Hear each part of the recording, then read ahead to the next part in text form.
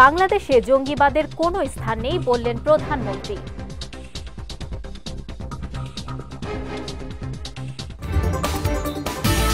দেখামাত্র গুলির নির্দেশনা দেওয়া হয়নি আইনশৃঙ্খলা বাহিনীকে, জানালেন ওবায়দুল কাদের। এবং সন্ত্রাস বিরোধী আইনে নিষিদ্ধ করা হলো জামায়াত শিবিরকে।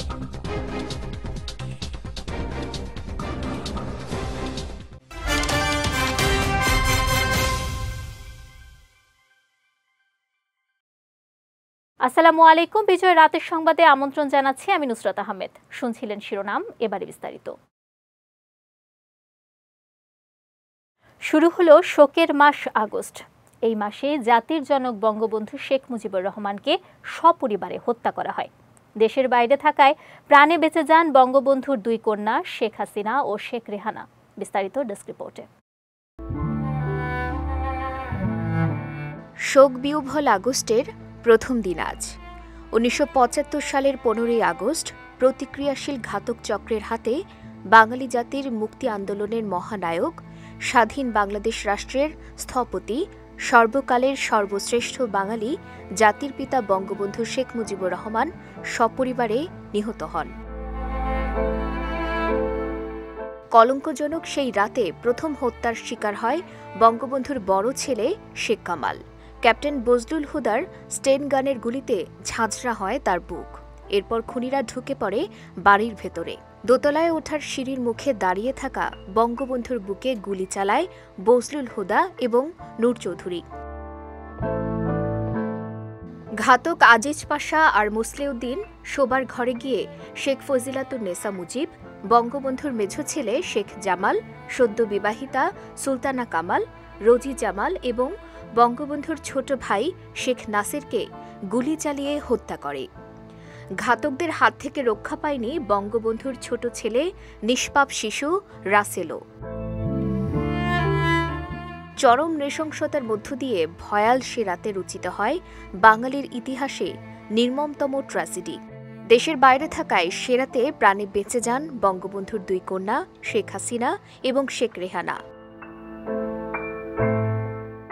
তবে 81-তে দেশে ফিরে আসার পর কমপক্ষে 21 বার হত্যা করার চেষ্টা করা হয় শেখ হাসিনাকে, যার মধ্যে সবচেয়ে ভয়াবহ ছিল 2004 সালের আগস্ট মাসের 21 তারিখে তার উপর চালানো নৃশংস গ্রেনেড হামলা। সে হামলায় শেখ হাসিনা প্রাণে বেঁচে গেলেও প্রাণ হারান আওয়ামী লীগের 24 নেতাকর্মী। বিজয় টিভি নিউজ ডেস্ক। কোনো কিছুকে পরোয়া না করে দেশের মানুষের জীবনমান উন্নত করা হয়েছে দাবি করে প্রধানমন্ত্রী শেখ হাসিনা বলেছেন, মিথ্যা অপপ্রচার চালিয়ে ও জঙ্গিবাদী ঘটনা ঘটিয়ে সারা বিশ্বে বাংলাদেশের ভাবমূর্তি নষ্ট করা হচ্ছে। বৃহস্পতিবার সকালে বাংলাদেশ কৃষক লীগের উদ্যোগে আয়োজিত স্বেচ্ছায় রক্তদান কর্মসূচিতে যোগ দিয়ে তিনি এসব কথা বলেন। এ সময় সহিংসতার তদন্তে জাতিসংঘের বিশেষজ্ঞ দলকে বাংলাদেশ স্বাগত জানাবে বলেও জানান সরকার প্রধান। জাওয়াদন্ত রিপোর্ট, ছবি তুলেছেন নাইম হোসেন। শোকের মাসকে ঘিরে আগস্টের প্রথম প্রহর থেকে মাসব্যাপী কর্মসূচি ঘোষণা করেছে আওয়ামী লীগ। কর্মসূচির অংশ হিসেবে আজ রাজধানীর কৃষিবিদ ইনস্টিটিউটে স্বেচ্ছায় রক্তদান কর্মসূচি ও আলোচনা সভার আয়োজন করে বাংলাদেশ কৃষক লীগ। অনুষ্ঠানে প্রধান অতিথি ছিলেন প্রধানমন্ত্রী শেখ হাসিনা। প্রধান অতিথির বক্তব্যে নিজের চলার পথ সহজ ছিল না জানিয়ে প্রধানমন্ত্রী শেখ হাসিনা বলেন, অনেক চড়াই উতরাই, ঘাত প্রতিঘাত পার করে জীবনের ঝুঁকি নিয়ে দেশের মানুষের সেবা করার জন্য বারবার ঘুরে দাঁড়িয়েছেন তিনি।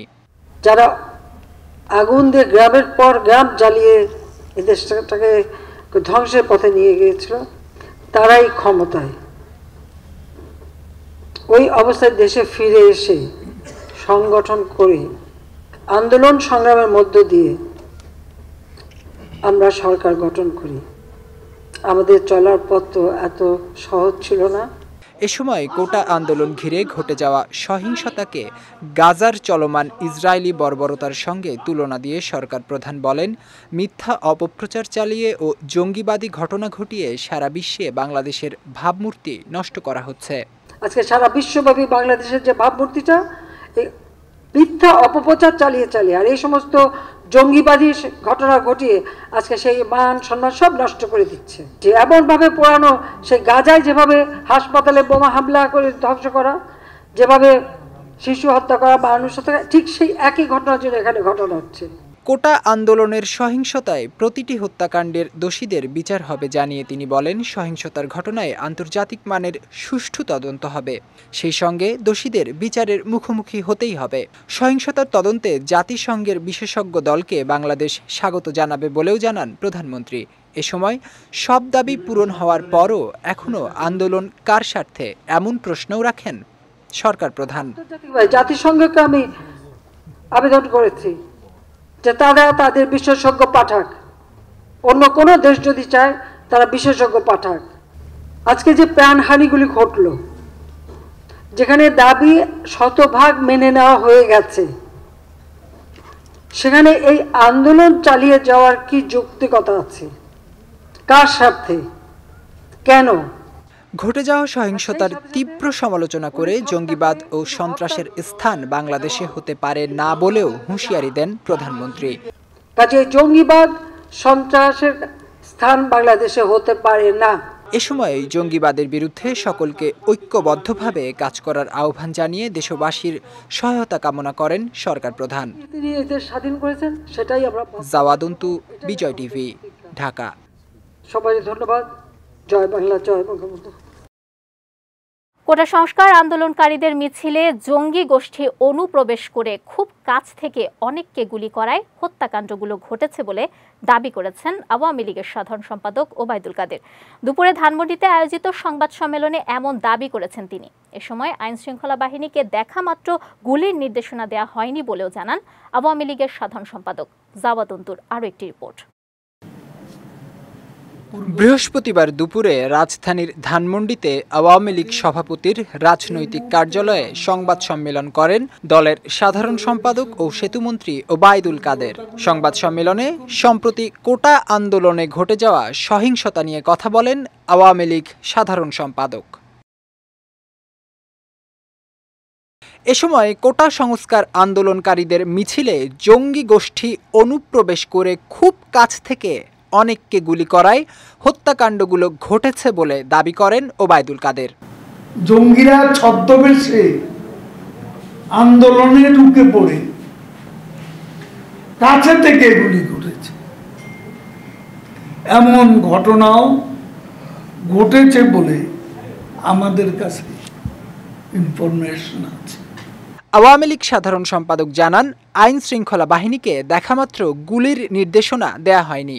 তাছাড়া সেনাবাহিনীও কোথাও গুলি ছুঁড়েছে এমন কোনো খবরও জানা নেই বলেও জানান ওবায়দুল কাদের। হত্যাকাণ্ডের তদন্ত হচ্ছে জানিয়ে তিনি বলেন, তদন্তেই বেরিয়ে আসবে সব তথ্য। কোনো আন্দোলনকারীর উপর গুলি চালানোর নির্দেশনা আইন শৃঙ্খলা বাহিনীকে কখনো দেওয়া হয়নি এবং সেনাবাহিনী নিয়োগ, কারফিউ জারি, এরপর সেনাবাহিনী কোথাও একটা গুলি ছুড়েছে সে ধরনের কোনো খবর আমাদের জানা নেই। এ সময় বিএনপির সমালোচনা করে আওয়ামী লীগের এই শীর্ষ নেতা বলেন, লন্ডন থেকে তারেক রহমানের উস্কানিতে বিএনপি জামায়াতের সন্ত্রাসীরা সারা দেশে হত্যাকাণ্ড ও ধ্বংসযজ্ঞ ঘটিয়েছে। তারেক রহমান লন্ডনে বসে উস্কানি দিয়ে যাচ্ছে, নির্দেশনা দিয়ে যাচ্ছে। সেই নির্দেশনা নীল নকশা অনুযায়ী বিএনপি, জামাত, ছাত্রদল, শিবির এবং তাদের জঙ্গি গোষ্ঠী ভয়াবহ ধ্বংসযজ্ঞ, হত্যাকাণ্ড চালিয়েছে। নোবেলজয়ী অর্থনীতিবিদ ডক্টর মোহাম্মদ ইউনুসের সমালোচনা করে ওবায়দুল কাদের বলেন, ডক্টর মোহাম্মদ ইউনুস বিচার থেকে বাঁচতে রাষ্ট্রদ্রোহিতা ও সংবিধান পরিপন্থীভাবে বাংলাদেশে মধ্যবর্তী নির্বাচনের জন্য বিশ্বের বহু দেশের কাছে আহ্বান জানিয়েছেন। এই ধরনের বক্তব্য, কার্যকলাপ জাওয়াদন্তু, বিজয় টিভি, ঢাকা। অসাংবিধানিক। দীর্ঘ ৪৭ বছর পর নিষিদ্ধ হলো জামায়াতে ইসলামী ও এর সহযোগী সংগঠন ইসলামী ছাত্র শিবিরের রাজনীতি। কোটা আন্দোলনের আড়ালে ঘটে যাওয়া সহিংসতার জেরে ১৪ দল নেতাদের সর্বসম্মতিক্রমে নেওয়া সিদ্ধান্তের পর বৃহস্পতিবার সন্ত্রাস বিরোধী আইনের ১৮-এর ১ ধারা অনুযায়ী জামায়াতে ইসলামী ও ইসলামী ছাত্র শিবিরকে নিষিদ্ধ ঘোষণা করে প্রজ্ঞাপন জারি করেছে স্বরাষ্ট্র মন্ত্রণালয়। রাজু আহমেদের ছবিতে বিস্তারিত জাওয়াদ অন্তুর আরেকটি রিপোর্টে। সোমবার বিকেলে গণভবনে ১৪ দলের নেতাদের সঙ্গে বৈঠক করেন আওয়ামী লীগ সভাপতি ও প্রধানমন্ত্রী শেখ হাসিনা। বৈঠকে ১৪ দল নেতাদের সর্বসম্মতিক্রমে সিদ্ধান্ত হয় বাংলাদেশের রাজনীতি থেকে জামায়াত শিবিরকে নিষিদ্ধ করার। ১৪ দলের এই সভায় সর্বসম্মতিক্রমে সিদ্ধান্ত হয় জামায়াত শিবির গোষ্ঠীর অপশক্তি রাজনীতি নিষিদ্ধ করার জন্য। জামায়াত শিবির নিষিদ্ধ করার সর্বসম্মত সিদ্ধান্ত গৃহীত হয়। এরপর দিন মঙ্গলবার সচিবালয়ে গণমাধ্যমের মুখোমুখি হয়ে আইনমন্ত্রী আনিসুল হক জানান, স্বরাষ্ট্রমন্ত্রীর সঙ্গে বৈঠকের পর আইনগত দিক খতিয়ে দেখে নিষিদ্ধ করা হবে জামায়াত শিবিরকে। মাননীয় প্রধানমন্ত্রী আমাকে নির্দেশ দিয়েছেন, এটা ঠিক যে আগামীকালকের মধ্যে একটা ব্যবস্থা নেওয়ার, এবং আমি আশা করি আমি কিছুক্ষণ পরে মাননীয় স্বরাষ্ট্রমন্ত্রীর সাথে বসব এবং সেইখানে আমরা সিদ্ধান্ত নিব। কোন আইনি প্রক্রিয়ায় হবে সেটা যখন আমরা সিদ্ধান্ত নিব তখন বলবো। আইনমন্ত্রীর এমন বক্তব্যের পরই সচিবালয়ে নিজ সভাকক্ষে আইন শৃঙ্খলা রক্ষাকারী বাহিনীর সদস্য ও আইনমন্ত্রী সহ সরকারের একাধিক মন্ত্রীর সঙ্গে দীর্ঘ বৈঠক করেন স্বরাষ্ট্রমন্ত্রী আসাদুজ্জামান খান কামাল। জানান, জামায়াতের রাজনীতি নিষিদ্ধের বিষয়টি প্রক্রিয়াধীন রয়েছে। এটা আইনমন্ত্রী মহোদয় বলছেন এটা প্রক্রিয়ায় রয়েছে, এটা প্রক্রিয়ায় রয়েছে জামায়াতের ব্যাপারটা। পরদিন বুধবার সচিবালয়ে নিজ দফতরে গণমাধ্যমকে স্বরাষ্ট্রমন্ত্রী জানান, সন্ত্রাস দমন আইনের 18 অনুচ্ছেদ অনুযায়ী জামায়াত শিবিরের রাজনীতি নিষিদ্ধ করার বিষয়টি প্রক্রিয়াধীন রয়েছে। যে কোনো সময় প্রজ্ঞাপন জারি হবে বলেও জানান তিনি। আইনও আছে, সন্ত্রাস দমন আইন বোধ হয় না, 18 অনুচ্ছেদের বোধহয় এইরকম একটা সুযোগ রয়েছে। আমরা বললাম তো এটা প্রক্রিয়াধীন। আমরা এই যে কোনো সময় কোন আইন কোন কিছুতে এইগুলি সবগুলি নিয়ে কাজ চলছে, যে কোনো সময় হয়তো সিদ্ধান্ত আসলেই আমরা ঘোষণা দিব। এদিকে এর একদিন পরই বৃহস্পতিবার প্রজ্ঞাপন জারি করে সরকারের নির্বাহী আদেশে সন্ত্রাস বিরোধী আইনের 18-এর 1 ধারা অনুযায়ী জামায়াতে ইসলামী ও ইসলামী ছাত্র শিবিরকে নিষিদ্ধ ঘোষণা করল সরকার। বিকেলে স্বরাষ্ট্র মন্ত্রণালয় থেকে এই প্রজ্ঞাপন জারি করা হয়েছে।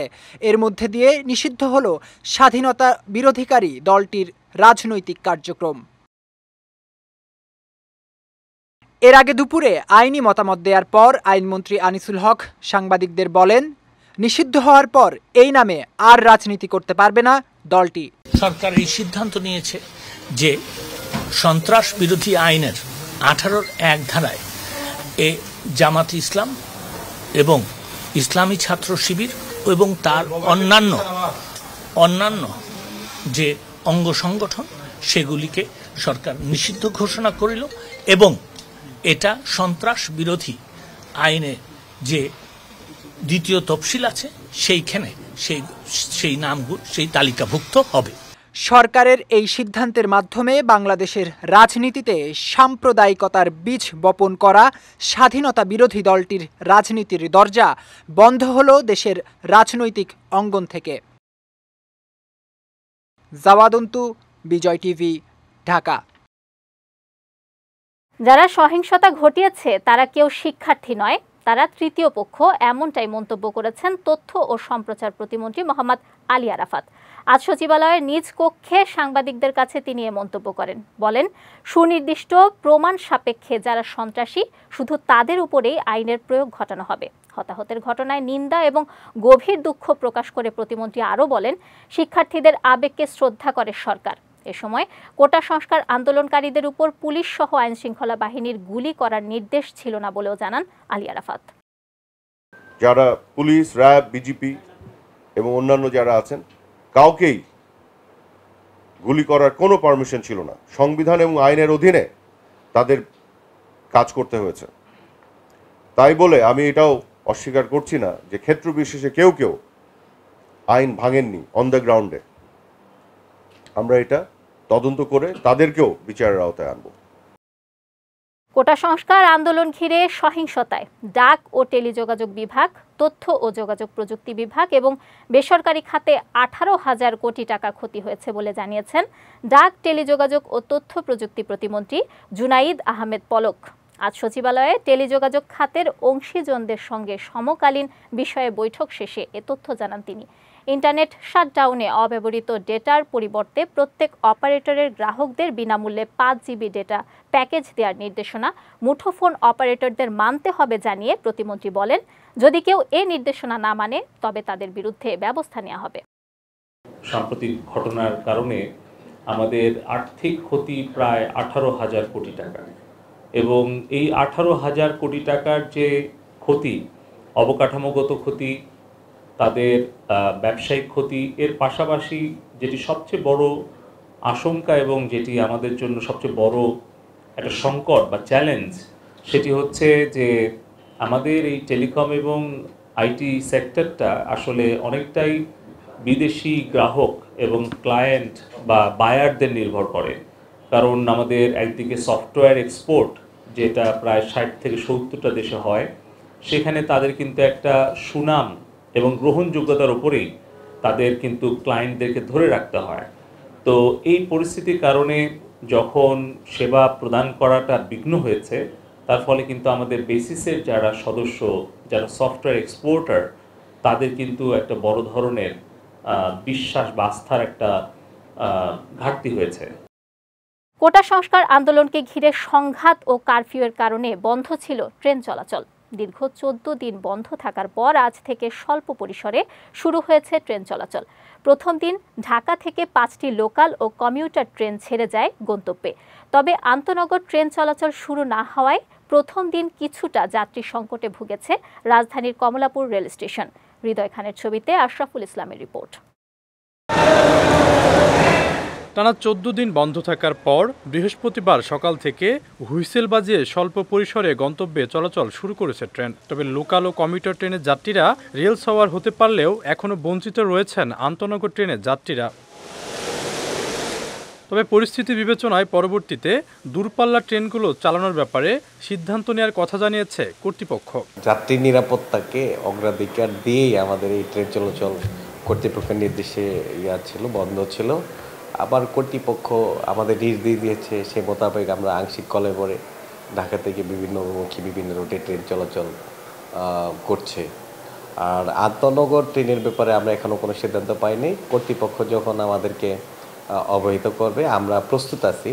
এদিকে দীর্ঘ বিরতির পর ট্রেন চলাচল শুরু হওয়ায় স্বস্তি জানিয়েছে যাত্রীরা। গুড়ি গুড়ি বৃষ্টি উপেক্ষা করেই স্টেশনে এসেছেন তারা। তবে স্বাভাবিক দিনের তুলনায় এদিন কিছুটা কম ছিল যাত্রীর চাপ। ট্রেনটা চালু হয়েছে, সেক্ষেত্রে আমাদের যাতায়াতটা অনেক সুবিধা হয়েছে এবং সাশ্রয় হয়েছে। আমরা বাসে গেলে আমাদের অনেক খরচটা হতো, সেক্ষেত্রে ট্রেনের যাতায়াতটা আমাদের জন্য সুবিধাজনক মনে করি আমি। অনেকটাই ভোগান্ত বোধ করছি। এখন তো যে সপরিবার আসছি, যাবো তো জামালপুর। সকালে একটা ট্রেন মিস করছি, এখন অপেক্ষা করতেছি হচ্ছে বিকাল 3টা একটা ট্রেন আছে জামালপুর কম্পিউটার, ওটার জন্য অপেক্ষা করতেছি এখানে। আজকে শুনলাম যে ট্রেন চলতেছে, তো ভাবলাম যে আগে স্টেশনে আসি, ট্রেন চলে কিনা। পরে সে দিয়ে একটা কম্পিউটার ট্রেন চলতেছে, কম্পিউটার টিকিট 2টা পাইছি আর কি। মনে হয় না নিরাপত্তা এখনো 100% আছে। তাও সকালে যতটুকু দেখেছি আমার মনে হয় 50-50। 14 দিন পর রেল চলাচলের সার্বিক খোঁজ খবর নিতে সকালে কমলাপুর স্টেশন পরিদর্শন করেন পূর্বাঞ্চল রেলওয়ের মহাব্যবস্থাপক মোহাম্মদ নাজমুল ইসলাম। যাত্রীদের নিরাপত্তায় সকল ব্যবস্থা গ্রহণ করা হয়েছে বলে জানান তিনি। আন্তনগর ট্রেনের সিদ্ধান্ত এখনো হয়নি, তবে এই মুহূর্তে যেটা আজকের থেকে আপনার লোকাল, মেইল আর কমিউটার ট্রেন, এটা হচ্ছে বিভিন্ন রুটে আপনার আজকে সকাল থেকেই পরিচালিত হচ্ছে। অনেকদিন বন্ধ থাকার পর ট্রেন চলাচল শুরু হলেও এখনো যেন চিরচেনা রূপে ফেরেনি কমলাপুর রেল স্টেশন। তবে আন্তনগর ট্রেন চলাচল শুরু হলে যাত্রীদের চাপ বাড়ার কথা বলছে কর্তৃপক্ষ। আশরাফুল ইসলাম, বিজয় টিভি, ঢাকা। এবার জেলা সংবাদ।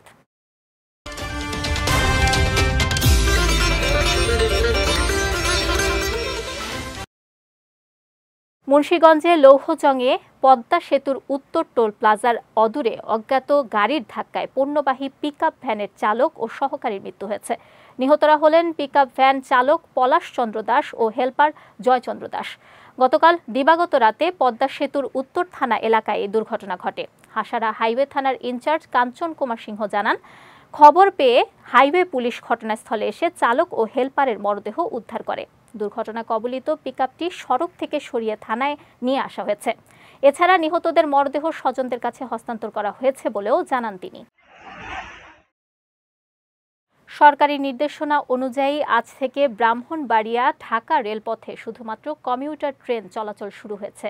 এর আগে কোটা আন্দোলনের কারণে প্রায় 2 সপ্তাহ সব ধরনের যাত্রীবাহী ট্রেন চলাচল বন্ধ ছিল। Brahmanbaria railway station master Shakir Jahan জানান, ট্রেনের সময়সূচিতে কিছুটা পরিবর্তন এনে আজ থেকে ট্রেন চলাচল শুরু হয়েছে। স্বাভাবিক সময়ে 4 বার আপ ডাউন করলেও এখন শুধুমাত্র 2 বার আপ ডাউন করবে। এদিকে দীর্ঘদিন পর ট্রেন চলাচল শুরু হওয়ায় যাত্রীদের মাঝে স্বস্তি ফিরে এসেছে। অনুভূতিটা অনেক ভালো লাগছে, দীর্ঘদিন পর ট্রেনে আসছি। আর দ্বিতীয়ত ট্রেনটা একটা কমফোর্টেবল জার্নি, এটা সবাই চায়। ট্রেন হওয়াতে আমার জন্য সুবিধা হয়েছে, এখন সময় কম লাগে। আর্থিক আমি গরিব মানুষ, আর্থিক আমার জন্য একটু সঞ্চয় হয়েছে, টাকা অল্প টাকায় আমি ঢাকা যেতে পারি। সরকারের নির্দেশনা অনুযায়ী আজকে থেকে শুধুমাত্র কমিউটার ট্রেন চলাচল করবে। কমিউটার ট্রেন বলতে আমার এখানে তিতাস 34 ঢাকা থেকে আসবে, আবার এখান থেকে 35 হয়ে ঢাকা থেকে যাবে। যাচ্ছি খেলা সংবাদে।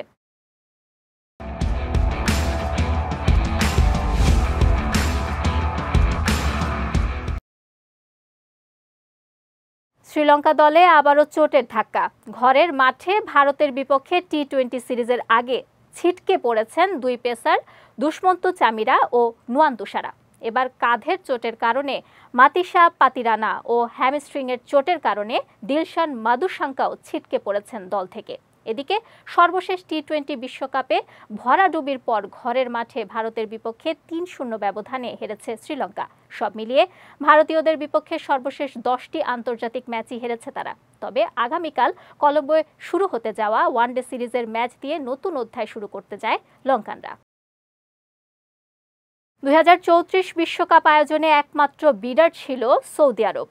সৌদি আরবের রাষ্ট্রীয় সংবাদ মাধ্যম জানিয়েছে 48 দলের এ ফুটবল বিশ্বকাপ হবে সৌদির 5টি শহরের 15টি স্টেডিয়ামে। এর মধ্যে 8টি সৌদির রাজধানী রিয়াদে অনুষ্ঠিত হবে। এদিকে সৌদি আরব ফিফার কাছে আনুষ্ঠানিকভাবে টুর্নামেন্টের বিড করার পর এ ঘোষণা এসেছে। কোনো সহযোগিতা ছাড়াই সৌদি আরব ইতিহাসের সবচেয়ে বড় ফুটবল বিশ্বকাপ আয়োজন করতে যাচ্ছে। এছাড়া 2027 এশিয়ান কাপ এমনকি 2029 এশিয়ান উইন্টার গেমসও আয়োজন করার কথা রয়েছে সৌদির। বিজয় রাতের সংবাদ শেষ করার আগে শিরোনামগুলো দেখে নিচ্ছি আরও একবার।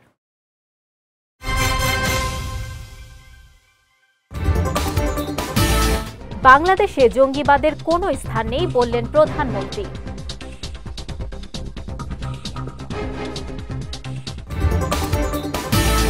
দেখামাত্র গুলির নির্দেশনা দেওয়া হয়নি আইনশৃঙ্খলা বাহিনীকে, জানালেন ওবায়দুল কাদের। এবং সন্ত্রাস বিরোধী আইনে নিষিদ্ধ করা হলো জামায়াত শিবিরকে।